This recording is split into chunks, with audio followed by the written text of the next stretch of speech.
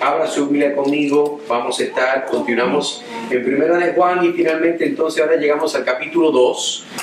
Primera de Juan capítulo 2 y vamos a estar leyendo los primeros 5 versículos, si Dios lo permite, y estaremos enfocándonos solamente en el primeros 2 versículos del capítulo 2. Dice la palabra del Señor, en el nombre del Padre y del Espíritu Santo. Amén. Amén. Hijitos míos, os escribo estas cosas para que no pequéis. Si alguno peca, abogado tenemos para con el Padre, a Jesucristo el justo. Él mismo es la propiciación por nuestros pecados, y no solo por los nuestros, sino también por los del mundo entero. En esto sabemos que hemos llegado a conocerle, si guardamos sus mandamientos. El que dice, yo he llegado a conocerle, y no guarda sus mandamientos, es un mentiroso, y la verdad no está en él.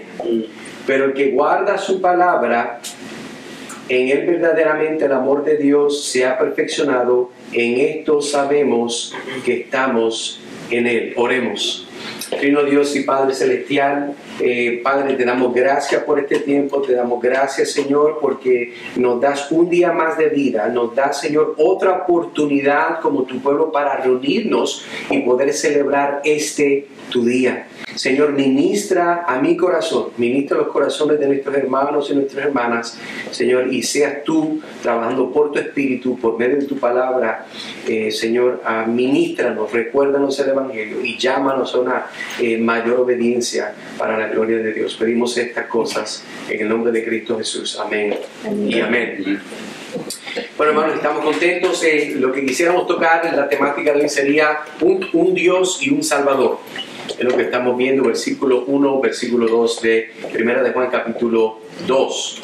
Diríamos que la idea principal, si Dios permite, lo que vamos a estar cubriendo hoy es que el carácter de Dios no solo nos guarda del pecado, sino que nos recuerda de cómo Dios ha lidiado con el pecado a través de la persona de Cristo Jesús. Eso es muy importante y esa sería la idea central de lo que vamos a estar cubriendo en el día de hoy. Hay un bosquejo muy sencillo que vamos a estar cubriendo. Vamos a ver la primera parte, la esperanza de nuestra libertad del pecado, versículo 1. La esperanza de nuestra libertad del pecado. Vamos a ver la audiencia que se dirige Juan y vamos a ver su propósito. El segundo punto, vamos a ver la eficacia del ministerio doble de Cristo. La eficacia del ministerio doble de Cristo. Vamos a estar viendo del versículo 1b en adelante. Así que capítulo 2, versículo 1, la parte B hasta el versículo 2. Y en esos dos aspectos del ministerio doble vamos a ver su intercesión y vamos a ver su propiciación expiatoria. Palabras grandes y de domingo, y qué bueno porque hoy es domingo y vamos entonces a definirlas juntos. Pero hermano, así entramos entonces con una introducción que quisiera hacer una pregunta. Hay muchas expresiones populares que la gente dice hoy en día, específicamente en los círculos de personas, ¿verdad?, que profesan ser cristianas. Y puede ser que alguna de estas usted la ha escuchado y puede ser que alguna de estas usted la ha dicho. Por ejemplo, las personas dicen, Dios odia el pecado y ama al pecador. Eso es algo que se escucha muy a menudo y usualmente se escucha en ocasiones que tal vez son un poco cuestionables. Otra expresión que nosotros escuchamos dice, así es como Dios me hizo. ¿Verdad? Alguien hace algo que tal vez te ofende a alguien, la forma que se comportó, la forma que se comunicó, y qué es lo que estamos viendo. La persona dice, bueno, si Dios me hizo, no te molestes conmigo, Dios me hizo así. Esa es muy popular hoy en día. Otro aspecto que hemos escuchado dice, solo soy un pecador salvo por la gracia de Dios. Amén. Y se dan al pecho, ¿verdad?, diciendo eso. Y no estoy diciendo de una forma donde proyectamos una confesión en nuestra seguridad en Cristo, sino que estas expresiones usualmente se dicen para tratar de cubrir, ¿verdad?, para tratar de rescatar nuestro testimonio en momentos donde hacemos o decimos cosas que no son competentes como esta profesión. Otro aspecto, otra expresión que dice, los cristianos no somos perfectos, pero somos salvos. Es cierto también, los cristianos no son perfectos, pero son salvos. Pero el problema no es ese. El problema es que usualmente esa expresión, vuelvo y repito, se dice para contrarrestar cuando una persona, su conciencia, ¿verdad?, está ardiendo. Una última expresión que se dice también, que usted la ha escuchado, dice: no juzguéis para no ser juzgados. Así que no me puedes juzgar, porque tú no eres perfecto. Y como tú no eres perfecto, yo no soy perfecto, aquí nadie se puede juzgar. Bueno, eso es cierto, pero la palabra de Dios habla muy claramente que Jesús nos llama a juzgar con justicia, a juzgar con toda justicia. Ahora, la pregunta, vuelvo y digo, ¿por qué la gente dice eso? ¿Será que todos están tratando de defender su fe como cristianos? No lo creo en todos los casos. Las personas hacen y dicen estas cosas porque quieren excusas para no ser conformados a Dios, no ser conformados a Cristo, y la santificación no la entienden o meramente no les importa. La idea de lo que es la santificación o no la entienden o no les importa. Pero ¿qué es lo que están diciendo en realidad cuando las personas usan estas expresiones libremente? Bueno, están diciendo de que Dios es santo, no tienen problema admitiendo eso. Dios es santo, pero su gracia me permite pecar sin ser condenado, ya que Él perdonó mis pecados pasados, presentes y futuros. Eso es lo que la gente está diciendo. Es de que Dios es santo, pero su gracia me permite. Su gracia endosa, su gracia me está facilitando la habilidad de yo pecar. Pero, hermanos, ¿será eso lo que la palabra de Dios nos enseña? Porque comienzo con esta introducción para apuntar a la realidad de que la audiencia que Juan está extendiendo esta carta no era diferente a muchos casos a la nuestra aquí en Orlando, Florida. La iglesia de Cristo estaba siendo atacada por falsos maestros y estos falsos maestros querían convencer a sus oyentes a mirar a Dios de la forma que Satanás se lo presentó a Eva en el huerto del Edén. Usted se acuerda de ese escenario, si no se lo recuerdo, en ese capítulo 3, versículo 1 dice: y la serpiente era más astuta que cualquiera de los animales del campo que el Señor Dios había hecho, y dijo a la mujer, aquí está la pregunta, ¿con qué Dios ha dicho, no comeréis de ningún árbol del huerto? Eva, por favor, ¿de verdad el Señor dijo eso? No, yo creo que tú estás escuchando mal. Dios no dijo no comas del árbol. Él quiso decir algo con esa palabra, pero no es lo que Él dijo. Mira, interesante. En otras palabras, el diablo trae duda a lo que Dios claramente comunicó. Eso es lo que estos falsos maestros están haciendo en esta iglesia a la cual Juan le está escribiendo. Ellos están diciendo, no, Dios dijo que sí, que Él vino, Jesús nació, pero en realidad vino el Hijo de Dios en la carne. No. Porque recuerden, nosotros hemos visto que su gnosticismo negaba lo que es la encarnación de Cristo Jesús. Su dualismo presentaba la idea de que Dios no es totalmente soberano y poderoso, sino que hay una pelea, ¿verdad? Un yin y yang, como dicen por ahí, ¿verdad? De que hay un control. Dios es poderoso y el diablo es contrapoderoso, y esa batalla es hasta el fin de los tiempos. Pero eso no es lo que la Biblia nos presenta a nosotros, hermanos. Ahora necesitamos mentalmente cambiar su punto de vista, ¿verdad? Y dejarte por un momento entender cómo es que Juan piensa y se siente el escritor de esta carta. Imagínate, y para hacer esto, comenzamos con esta idea, ¿verdad?, de lo que es lo que la gente dice, por qué lo dice, la forma que el diablo impulsa para que la gente hable de esta forma, y entendemos eso, vemos cómo el diablo entonces manipula la palabra. Pero ahora entonces, para tratar de mejor encajar con lo que estamos leyendo en 1 de Juan capítulo 2, quiero que usted pueda entonar, que usted pueda afinar su mentalidad a la forma que Juan está pensando. Y la forma que yo puedo hacer eso es decirle que se imagine conmigo. Si usted es padre, si no, pues lamentablemente se lo va a tener que imaginar. Pero si es padre, usted lo puede recordar. Pero quiero que usted recuerde en su mente, ¿verdad?, cuando usted primero vio a su hijo o su hija. ¿Por qué? Bueno, póngase a pensar, mire, tan pequeño, tan delicado, delicada, tan impotente, aunque ya a veces eran chiquitos, lo son iguales cuando son más grandes, totalmente indefenso de gente mala, de enfermedades, eso es cierto, de malas influencias, de los bullies de la escuela, dicen en los Estados Unidos, ¿verdad? Pero lo que más nos debe de preocupar es que ese niño o esa niña está totalmente indefenso de su propio pecado. Y con esa idea yo quiero que nosotros entonces podamos leer, cuando estamos viendo que Juan comienza en este segundo capítulo, ¿verdad?, de Primera de Juan. Mire su Biblia abierta conmigo, leamos, dice la palabra de Dios. Hijitos míos, os escribo estas cosas para que no pequéis. Hijitos míos, mis hijos. Y cuando nosotros vemos este primer encabezado de nuestro bosquejo, que la esperanza de nuestra libertad del pecado, eso lo vamos a ver comenzando a leer esta carta, y vemos la expresión que Juan está diciendo, hijitos míos. Dios habla a sus hijos, los cuales son los recipientes de esta carta. Él no está hablando de otras personas que no son hijos de Dios. Él está escribiendo en esta carta a aquellos que son hijos de Dios, y Juan le dice, hijitos míos. Ustedes son mis hijos. Ustedes son hijos.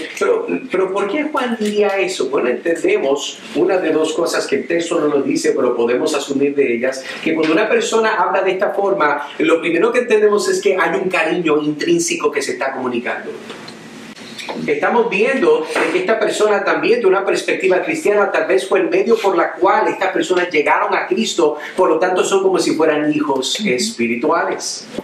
Y Juan entonces dice, hijitos míos.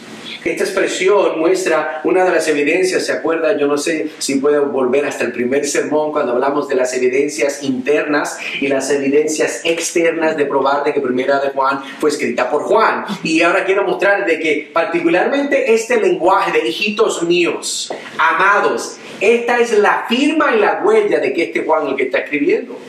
Le voy a leer por encima algunos versos que nos pueden dar esta idea y probarlo. Primera de Juan 2:7, lo vamos a cubrir próximamente. Dice, amados, nos escribo un mandamiento nuevo. Amados, sino que un mandamiento antiguo que habéis tenido desde el principio. Primera de Juan 3:2, amados, ahora somos hijos de Dios. Primera de Juan capítulo 3, versículo 21, amados. Dice, si nuestro corazón no nos condena, confianza tenemos delante de Dios. Primera de Juan capítulo 4, versículo 1. Amados, no creáis a todo espíritu, sino probad los espíritus para ver si son de Dios. Primera de Juan capítulo 4, versículo 7. Amados, amémonos unos a otros, porque el amor es de Dios, y todo el que ama es nacido de Dios y conoce a Dios. Primera de Juan 5, 21 nos dice, hijos, guardaos de los ídolos. Vemos de que la forma de Juan el apóstol amado, interesantemente él se llama a sí mismo cuando en las escrituras no te dice Juan, él decía el discípulo que Jesús amó, el amado de Jesús. Y a nosotros entonces ver de que esta idea de quiénes son los hijitos míos que Juan se dirige, pero aunque vemos que él está hablando a la iglesia, pero continuamos a ver por qué entonces él comienza hablándole a la iglesia diciéndole hijitos míos. Continúa ahora, por cierto, cuando él escribió la carta no tenía capítulo de versículo, pero la forma que la tenemos obviamente quebrantada, o la vemos, ¿verdad?, puesta de esta forma nos ayuda a entender. Y vamos entonces ahora a ver, vemos hijitos míos, continúa leyendo conmigo, dice, os escribo estas cosas para qué, para que no pequéis. Y mientras continuamos viendo sobre el encabezado de la esperanza de nuestra libertad del pecado, ya entonces vimos la audiencia por los cuales Juan dice hijitos míos. Ahora entonces vamos a ver su propósito, y note que dice para que no pequéis. Pero ¿por qué Dios usa este lenguaje en esta carta? ¿Por qué Dios está hablando de esta forma? Así que, hermano, hermana, Dios quiere de primera entrada recordarte de tu posición en Cristo. ¿Cómo? Diciéndote, hijito mío, hija mía. El Espíritu Santo está escribiendo esto a través de la mano de Juan. Pero el Señor al mismo tiempo, recuerda el contexto de la batalla, la pelea de los falsos maestros, el abuso mental, espiritual que está pasando en estos lugares a causa de la malicia de estos gnósticos. El Señor aún en medio de eso no solamente los llama hijos, sino que aún a nosotros nos recuerda hoy, en medio de un mundo que es bien gnóstico también, bien espiritual, hiper espiritual. de que nosotros somos hijos de Dios. Por cuanto el Padre envió al Hijo y Él obedeció las órdenes del Padre, tú y yo tenemos y podemos venir delante de Él como sus hijos. Es a causa de la obra de Cristo. Y Dios desea que de primera recuerdes que eres su hijo, que eres su hija. Es muy posible que cuando llegamos juntos a adorar a Dios, hermanos, en este día, muchos de nosotros estamos luchando no solamente con nuestro pecado, sino que la realidad de lo que ese pecado nos hace creer y pensar. Si usted es familia mía, usted sabe que hay una realidad donde nosotros, una de las cosas que pasa muy a menudo es el domingo de la mañana, es las olimpiadas de lo que puede pasar y va a pasar. Cuando puede pasar algo malo, va a pasar el domingo. Lo que no usualmente pasa el domingo va a pasar. Y esa realidad de nosotros lidiar con nuestro pecado, con las circunstancias, a veces con nuestra falta de preparación, es importante que nosotros podamos ser adiestrados en nuestros pensamientos, en nuestras emociones, recordando que si estamos en Cristo, hijos somos de Él. Y eso debe entonces de afinar nuestra actitud cuando venimos a adorar a Dios.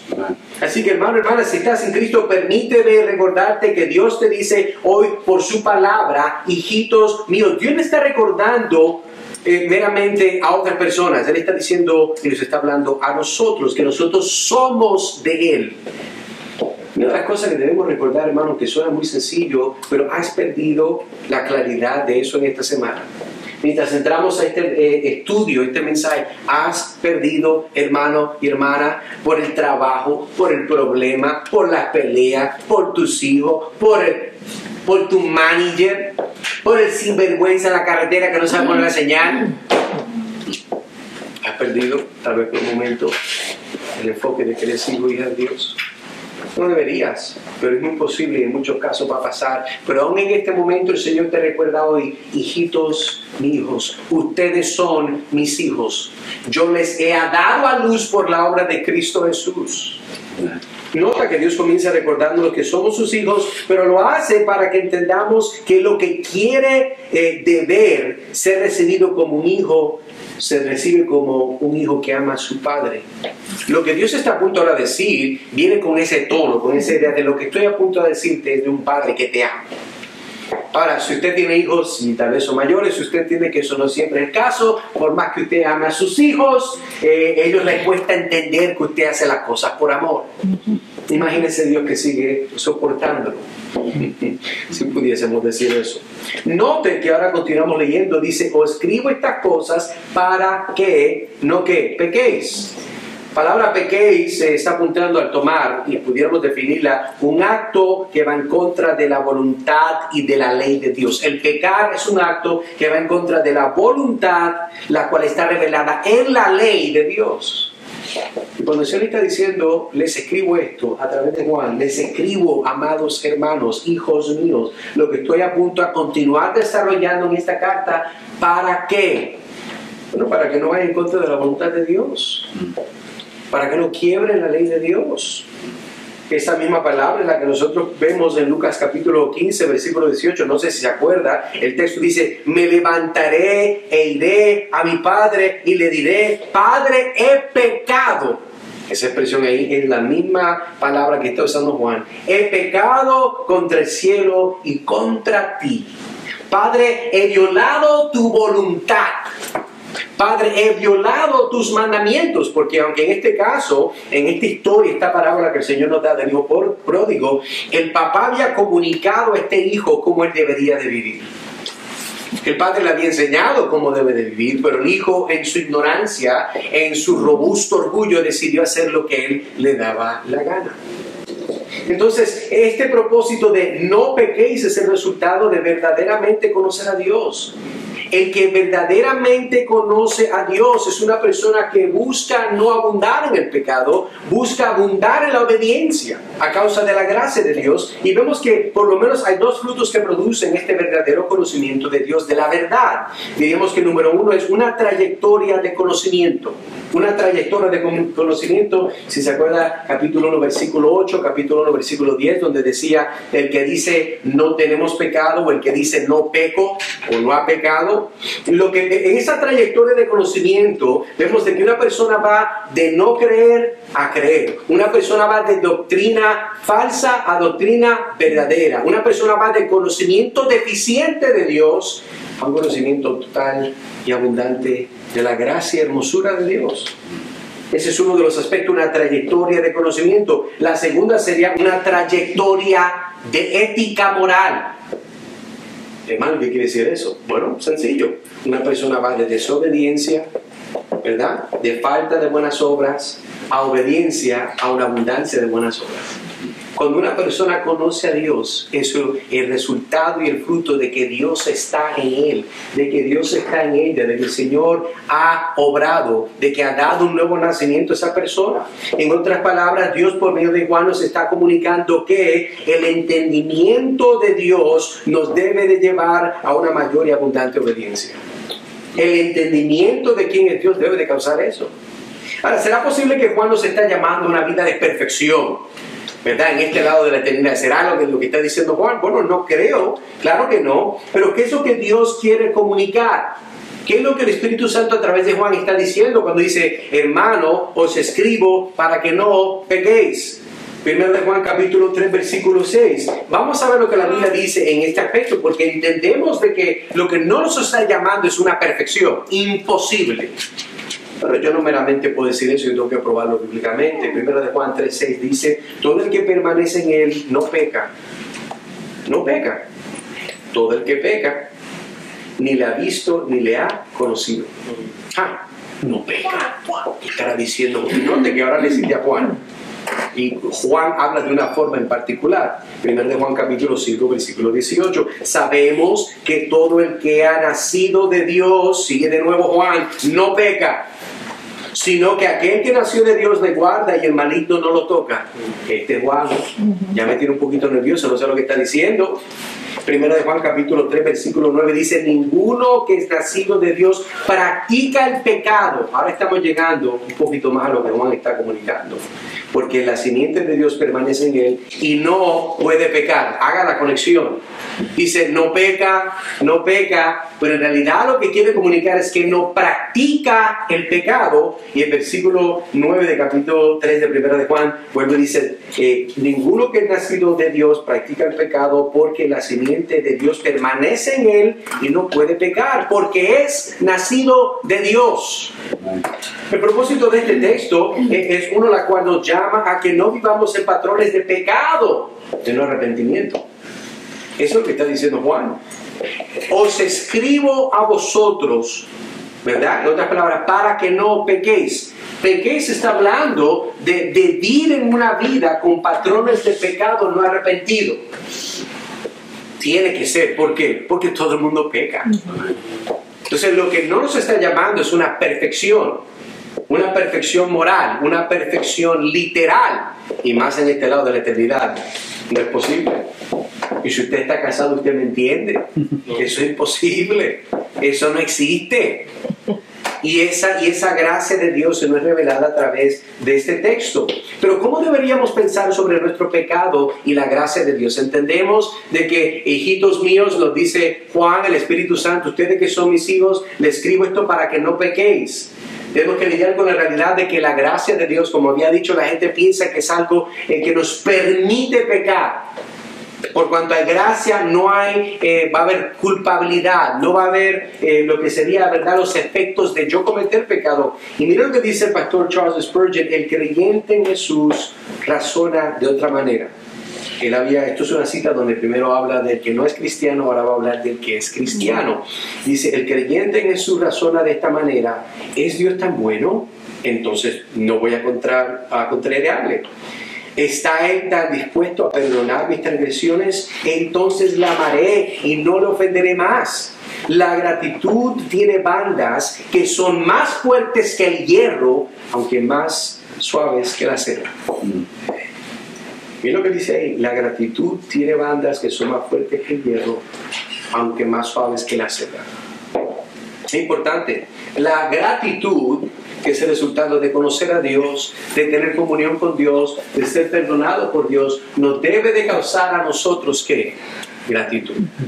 Esa gratitud nos lleva a obedecer. Esa gratitud nos lleva a conformarnos a la imagen de Cristo Jesús. El deseo de Dios es que mientras conozcamos más a Dios, vivamos por el Espíritu Santo una vida marcada por el fruto de la obediencia de su palabra. Así que tus hábitos serán actos de justicia y fidelidad desde tus pensamientos hasta tu palabra, tus hechos y comportamiento.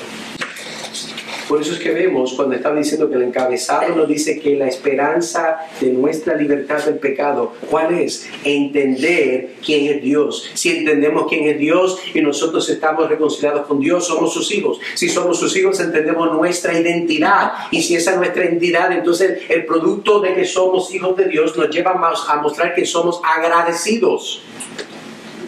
De que tenemos agradecimiento por la obra de Dios el Padre a través de Dios el Hijo. Y la perseverancia y preservación del Espíritu Santo. Si que vemos esa primera parte, ahora entonces pasamos a nuestro segundo encabezado, la eficacia del ministerio doble de Cristo. La eficacia del ministerio doble de Cristo, vamos a ver su intercesión y su propiciación expiatoria. Volvamos al texto, mire su Biblia conmigo, leo del versículo 1, hijitos míos, os escribo estas cosas para que no pequéis. Si alguno peca, abogado tenemos para con el Padre, a Jesucristo el justo. Él mismo es la propiciación por nuestros pecados, y no solo por los muertos, pero por los nuestros, sino también por los del mundo entero. Entonces, viendo este encabezado de la eficacia del ministerio doble de Cristo y viendo particularmente su intercesión, la intercesión de Cristo, mira lo que dice ahí, si alguno peca. Juan de nuevo está afirmando la realidad que el cristiano tarde que temprano va a pecar. Usted ya pecó hoy, de alguna forma, en su actitud, la forma que contestó en su mente, la forma que se dirigió con sus ojos, con sus pensamientos. Aquí podemos ver la lucha que todo cristiano tiene contra el pecado remanente. Si usted está en Cristo, usted todavía está batallando su pecado. No paró, continúa, todos los días, todo momento. Pero la pregunta no es si pecamos o no, porque sabemos que él dice ahí, si alguno peca. Él no está diciendo de que puede ser que alguien por ahí peque. No, Juan está afirmando de que él mismo también peca, y lo que está apuntando es algo mayor, que es la intercesión de Cristo. Esto lo sabemos porque Pablo lo dice también en Romanos capítulo 3, versículo 23, un verso que todo el mundo conoce, por cuantos todos pecaron. Pablo le hace bien claro al que no entiende que todos pecaron y no alcanza la gloria de Dios. Pero continuamos en el verso, miren lo que dice, si alguno peca, abogado tenemos para con el Padre. Y esta parte, cuando dice que abogados tenemos para con el Padre, nos llama a enfocarnos de nuevo a Cristo, la cual es el único que está a la mano derecha del Padre e intercede por nosotros, su pueblo. Eso es lo que está Juan haciendo. Él no está diciendo, hijitos míos, sí, porque Él los ama, porque Dios lo usó tal vez para que muchos llegaran al Evangelio por medio de su predicación y enseñanza, pero Dios sobre Juan está diciendo, hijos míos. Ustedes son hijos míos por la obra intercesora de Cristo Jesús. Por eso vemos aquí de que nos enfoca en Cristo. 1 Timoteo capítulo 2 versículo 5, hablando de esta idea de la intercesión de Cristo, dice lo siguiente: porque hay un solo Dios y también un solo mediador entre Dios y los hombres, Cristo Jesús, hombre. Amén. Romanos capítulo 8, versículo 34. ¿Quién es el que condena? Cristo Jesús es el que murió. Sí, más aún el que resucitó, el que además está a la diestra de Dios, el que también intercede por nosotros. ¿Quién es el que está intercediendo? Cristo Jesús. Él siempre, una de sus funciones es de que Él está intercediendo, Él está abogando. Y eso es muy importante entenderlo, porque la palabra aquí, cuando está diciendo Juan, abogado tenemos, esa idea de abogado, es una palabra que Juan usa para abogado, y es una que se define como uno que puede ser llamado para proporcionar ayuda o asistencia ayudante. Esa palabra de abogado es lo que está apuntando a eso. Es una persona que puede ser llamado para proporcionar ayuda o asistencia. Esta palabra es una la cual se usa para referir, usualmente, cuando en la palabra se habla, está apuntando al Espíritu Santo. En otras partes de las Escrituras, pero aquí está enfocando el lente al Señor Jesucristo, el abogado. Interesante. El que nos da obviamente ese confort que nosotros necesitamos en momentos particulares. Pero ¿por qué Juan usa esta palabra, esta idea de defensor o consolador, y no se la atribuye al Espíritu Santo sino a Jesucristo? ¿Por qué que ahora de momento hay este cambio? Y usted, si cuando estudia una epístola o la palabra, si usted entiende que hay ciertas palabras que se usan de una forma común, y esta palabra de consolador usualmente se le atribuye al Espíritu Santo.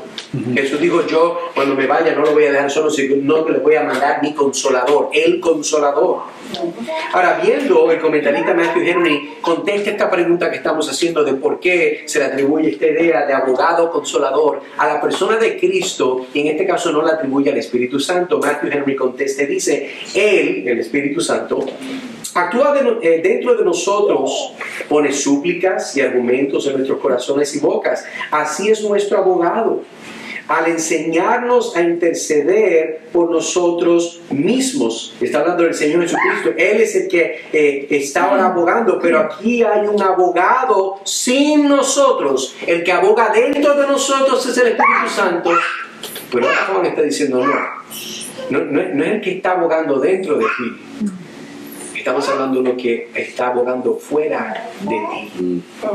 En el cielo y con el Padre, el oficio y el negocio propio de un abogado es con el juez. Con él defiende la causa del cliente. El juez con el que nuestro abogado aboga es el Padre, su Padre y el nuestro. El que fue nuestro juez en el tribunal legal, el tribunal de la ley violada, es nuestro Padre en el tribunal del Evangelio, el tribunal del cielo y de la gracia. Su trono tribunal es el asiento de la misericordia. Y Él, que es nuestro Padre, es también nuestro juez.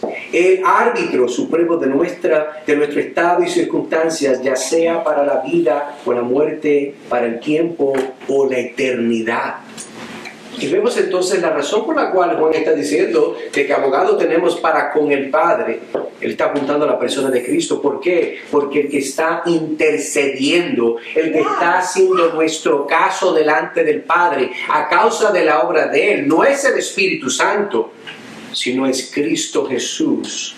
Y dice ahí el justo. Amén. Es lo que el texto nos está diciendo. En otras palabras, Juan designa el abogado y el consolador a nuestro Señor y Salvador Jesucristo, pero tratando de aplicar a esta idea de momento, no hay nada más malo que pasar tiempos difíciles en este mundo. Miren que todavía estamos viendo las noticias por las redes sociales de lo que pasó en la parte sur del estado de la Florida. Personas que lo perdieron todo, personas que todavía están tratando de recobrar su vida, personas, amistades, familiares que usted tiene que han pasado un momento difícil. No hay nada más malo que pasar un tiempo difícil, peor es pasarlo solo.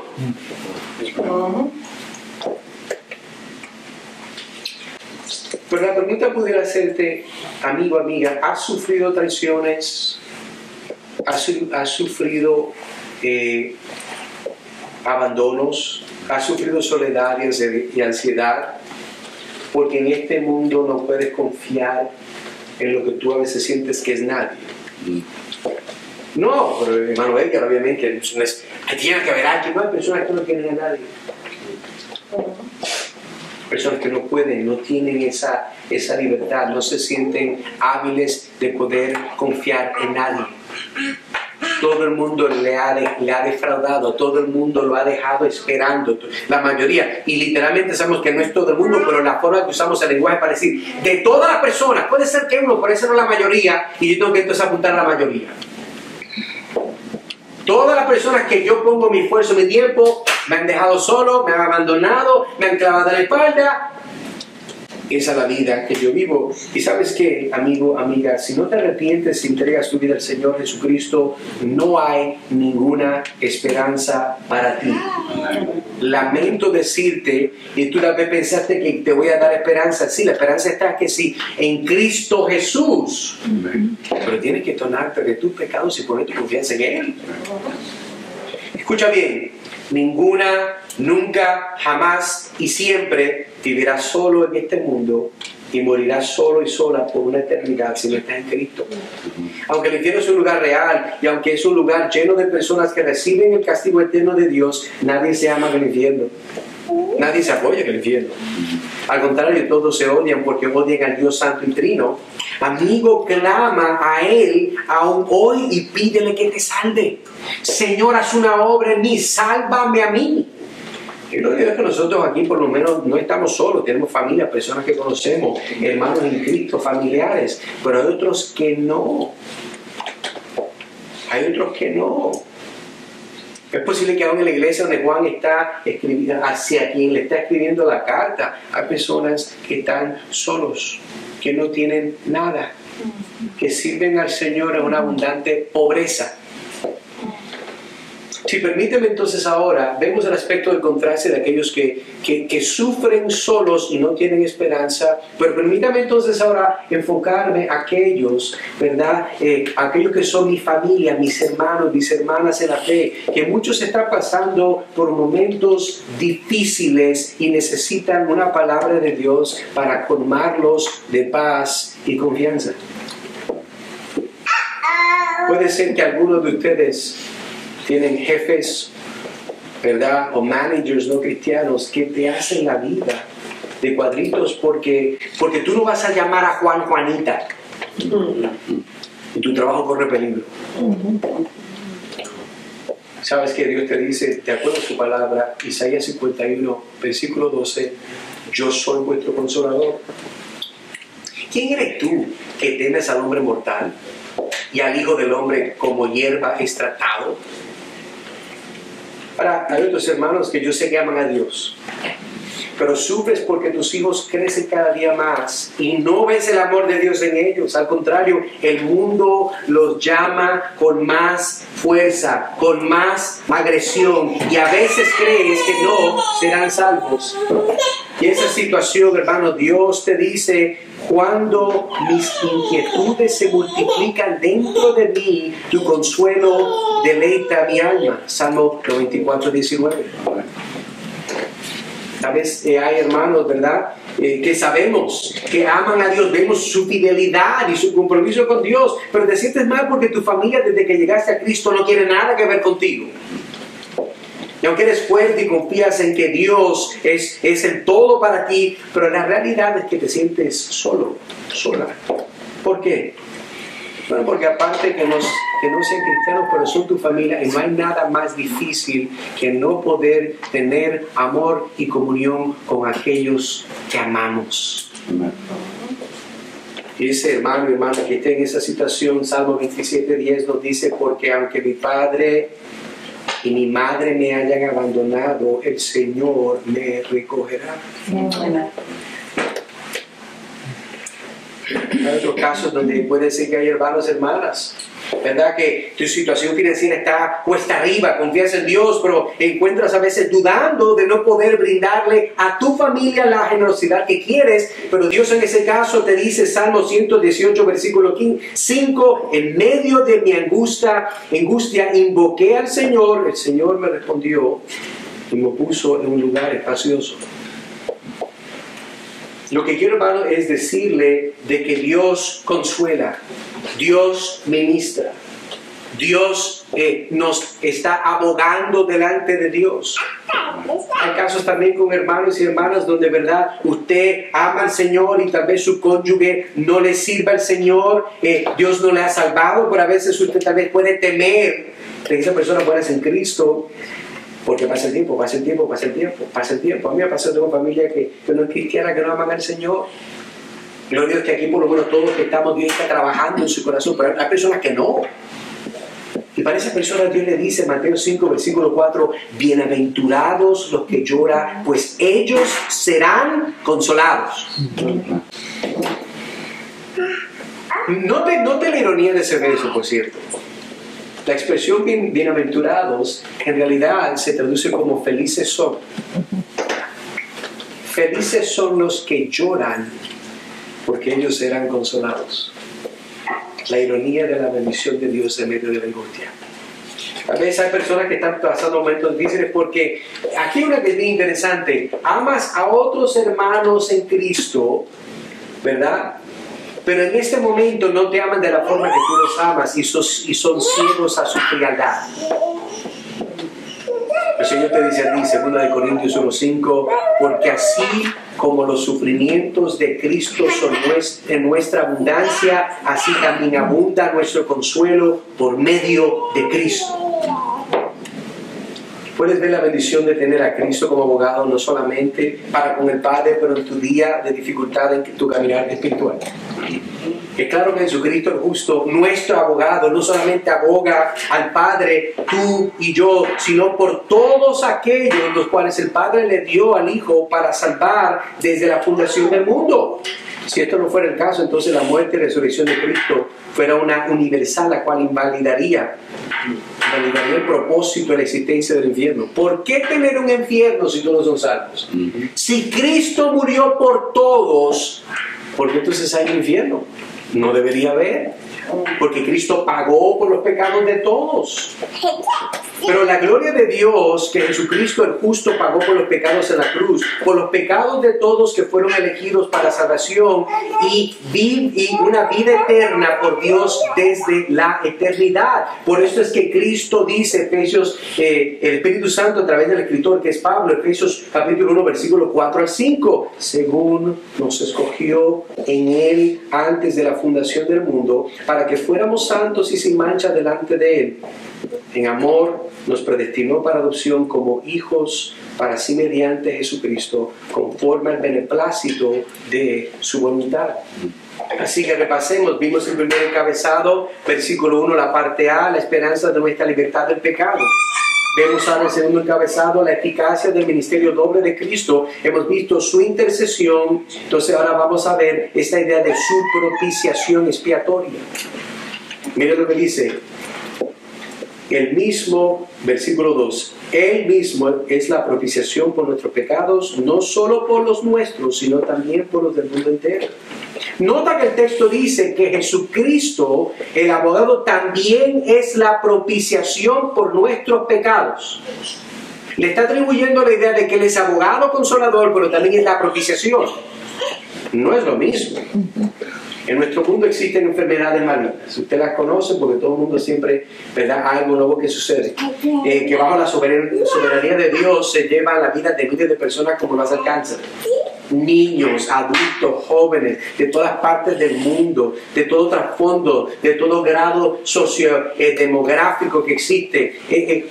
Todo el mundo aquí es un blanco perfecto para el ataque del cáncer.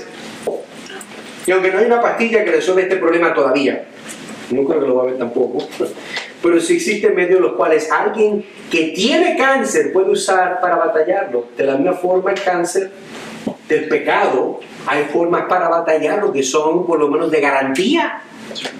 Pero note que para batallar contra el cáncer hay medios las cuales usted tiene que ejecutar para poder batallarlo. Si no tomamos ventaja de los medios, entonces deberíamos darnos por vencido porque vamos a morir, no hay ninguna esperanza. Pero note que de la misma forma que el cáncer del pecado sigue cobrando la vida de muchas almas, las cuales terminan en un infierno justo y eternal, donde la justicia de Dios es mostrada en su perfección. Pero hasta el día de hoy, solo hay ciertos medios para batallar el cáncer. Y yo le pregunto a usted, ¿qué me puede decir? Bueno, hermano, está la cirugía, si hay que extirpar algo, está la quimioterapia, está el trasplante de médula ósea, la inmunoterapia, radioterapia, entre otras opciones. Usted las conoce, usted las ha escuchado, muchas más. Lo malo es que estos tratamientos que siempre se dan tienen riesgos. Interesante que aquello que te puede salvar la vida te la puede también quitar. Fascinante. Ahora, y estos medios ninguno son 100% eficaces. Hay un cierto porcentaje donde dice que tal vez no funciona. Pero ¿por qué traigo a colación el cáncer y qué tiene que ver con la eficacia del ministerio de Cristo? Bueno, muy buena pregunta. Hablé del cáncer para poder hablar de los tratamientos. Y hablé de los tratamientos porque quiero hacer una conexión con la palabra propiciación. Esta palabra en la lengua original, la forma que se usa aquí, de acuerdo al léxico del Nuevo Testamento, así se define: el medio por el que se perdonan los pecados, el medio de perdón, la expiación. Nota que dice que es el medio por el que se perdonan los pecados. En otras palabras, hacemos un paralelismo: lo que es el cáncer al pecado es la quimioterapia, la propiciación. Pero ¿cómo podemos probar esto bíblicamente, teológicamente? Suena bonito, pero hay que sostenerlo. Bueno, en los 3 primeros capítulos de Romanos, Pablo expone el argumento que todos, judíos y gentiles por igual, están bajo la condenación de Dios y merecen su ira. Por eso Romanos capítulo 1, versículo 18 dice: porque la ira de Dios se revela desde el cielo contra toda impiedad e injusticia de los hombres que con injusticia restringen la verdad. Todos han pecado y están destituidos de la gloria de Dios. Romanos capítulo 3, versículo 23. Todos nosotros merecemos la ira de Dios y su castigo.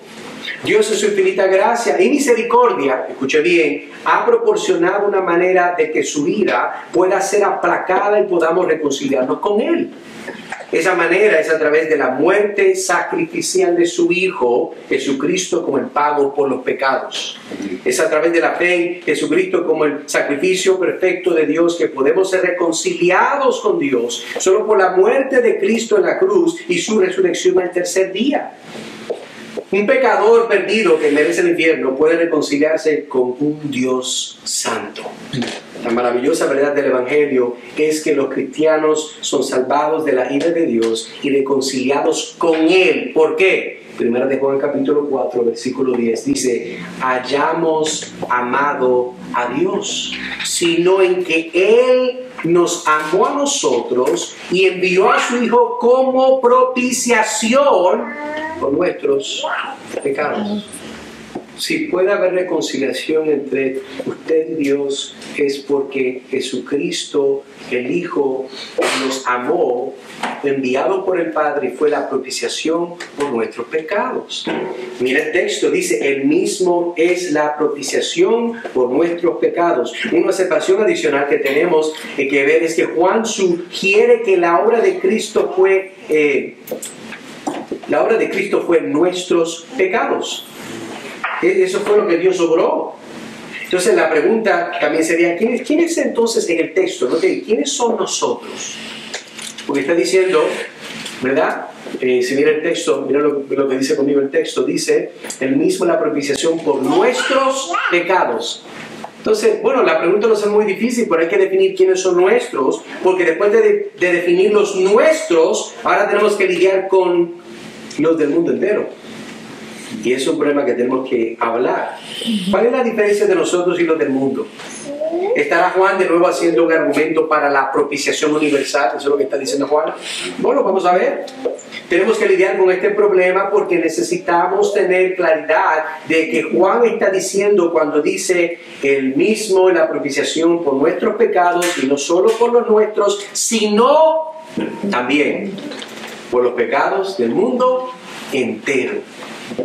Ahí dice: bueno, hermano Nazario, está claro, Jesús murió por todo, buen día, buen provecho. Eso no es lo que dice ahí, pero vamos a verlo con detalle. Para contestar esta pregunta, si Jesús propició no solo nuestros pecados, pero los del mundo entero, ¿será eso verdad?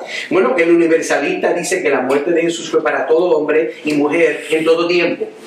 Y los efectos salvíficos. El cristiano dice, bíblico, que la muerte de Cristo solamente fue para aquellos que el Padre le dio al Hijo para redimir en la cruz. Amén. Dos diferentes posiciones, dos diferentes composiciones que dice la palabra de Dios. Pero ¿cuál es la verdad y cuál es la mentira? ¿Cuál es objetiva y cuál es subjetiva? Daniel capítulo 12, versículo 2 dice: y note el uso de las palabras unos y otros. Lo voy a leer, unos y otros. Miren lo que dice: y muchos de los que duermen en el polvo de la tierra despertarán, unos para la vida eterna y otros para la ignominia, para el desprecio eterno. Otro verso que podemos ver es Mateo capítulo 7, versículo 22 y 23. Note el uso de las palabras muchos. No dice todos, dice muchos. Muchos me dirán en aquel día: Señor, Señor, no profetizamos en tu nombre echamos fuera demonios, y en tu nombre hicimos muchos milagros. Entonces Jesús contesta: les declararé, jamás os conocí, apartados de mí los que practicáis la iniquidad. Note que él está hablando de muchos, no todos, muchos, la mayoría. Apocalipsis capítulo 20, versículo 15, note el uso de la expresión el que no se encontraba. Dice: el que no se encontraba inscrito en el libro de la vida fue arrojado al lago de fuego. O estás en el libro o no estás. Y si Cristo murió por todo, todos están en el libro. Pero perdóneme usted, eso no dice la Biblia. La Biblia dice que el que se encontraba inscrito en el libro de la vida, el que no estaba, será arrojado al lago de fuego. Si esta propiciación de Cristo no es universal para todos, ¿para quién es entonces? Es otra buena pregunta que hay que contestar, porque esa es la pregunta que usted quiere saber. ¿Cómo yo puedo ser del grupo de los que son salvos? Juan capítulo 3, versículo 16, que usted se lo tiene memorizado. Dice: porque de tal manera amó Dios al mundo, que dio a su Hijo unigénito, para que todo aquel que cree en Él no se pierda, mas tenga vida eterna. Para todo aquel que cree en Él. La salvación es para todo aquel que cree en Él. El que le sigue, el que le obedece, el que le ama, el que es hijo, el que es hija, el que la propiciación de Cristo fue puesta sobre usted para pagar sus pecados. En otras palabras, Juan dice: Él mismo es la propiciación por nuestros pecados, nosotros que estamos en Cristo, los que son hijitos míos, y no solo por los nuestros pecados, los que somos el pueblo de Dios en este lugar, sino también por los del mundo entero. Por el uso de Juan y la palabra mundo no es de todo el mundo, sino todos aquellos que también están en el mundo, que no son los que están con nosotros. Porque Juan escribió a todo el mundo. No, Juan escribió a un grupo particular. Por eso está diciendo que Él mismo es la propiciación por nuestros pecados. Nuestros incluyen a los lectores de la carta. Pero Juan está diciendo no solamente por los nuestros, sino también por los del mundo entero.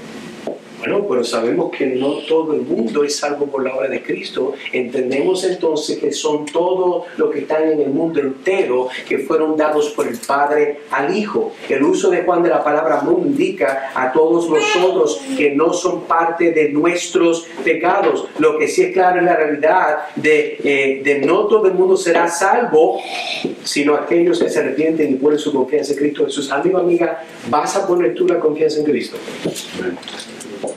Leamos de nuevo para repasar. Hijitos míos, os escribo estas cosas para que no pequéis.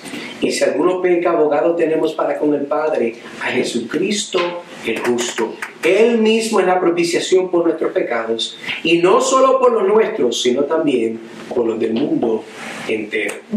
Hemos visto la esperanza de nuestra libertad del pecado, y hemos visto la eficacia del ministerio doble de nuestro Señor Jesucristo. Quiera Dios, hermanos, que aún en este día nosotros podamos continuar conociendo más de Dios para evitar ofender al Dios que nos creó. Ofender y pecar en contra del Dios que nos salvó. De evitar pecar y ofender al Dios que mandó a su Hijo unigénito para que todo aquel que crea en Él no se pierda, mas tenga vida eterna.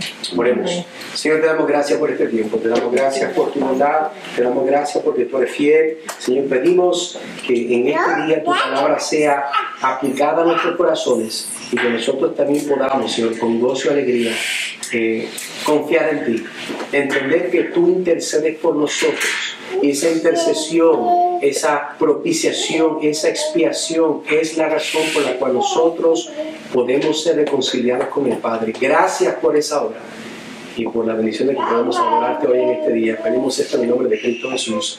Amén y amén.